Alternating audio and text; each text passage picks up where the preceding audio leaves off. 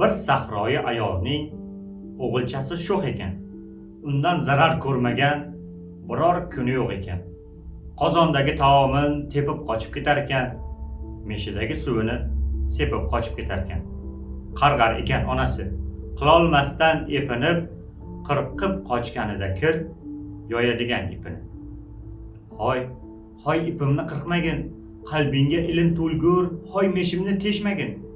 Ka'baga imom bo'lgur, hayvon dumin kesmagin, beozor bo'l, to'g'ri yur, g'arib yo'lin to'smagin.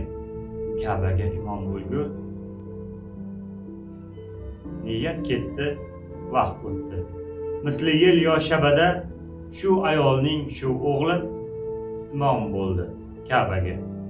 Ne shohi sultonlar orqasidan turib g'oz unga iqtido qilib o'qir edilar namoz.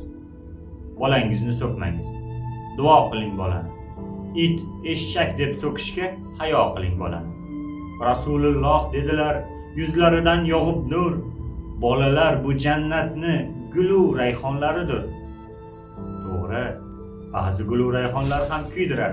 Sho'xligi ortib ketsa, joningizdan to'ydirar. Bobom derdi, bolani so'kish asli emas ep. Jahlingiz chiqsa ayting, nodon yoki xumpar deb. Boy bo'lgur, ko'paygur deng.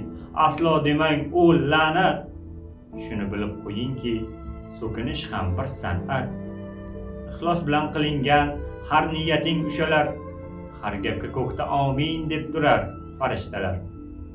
It desangiz it bo'lib, o'zingizni qopadi. Eshakdan eshak har kim o'z tilidan topadi. Farzandingiz bilan el faxrlanib yashasin. It eshak fe'llaridan Parvardigor asrasin.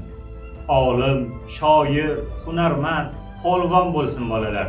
Yurtga kerakli halol inson bo'lsin bolalar. Bolangizni so'ksangiz, poshsho bo'lgur deb so'king. Olim bo'lgur, Xizrga oshno bo'lgur deb so'king. Tildan chiqqan har so'zdan ma'rifat ziyo bo'lsin.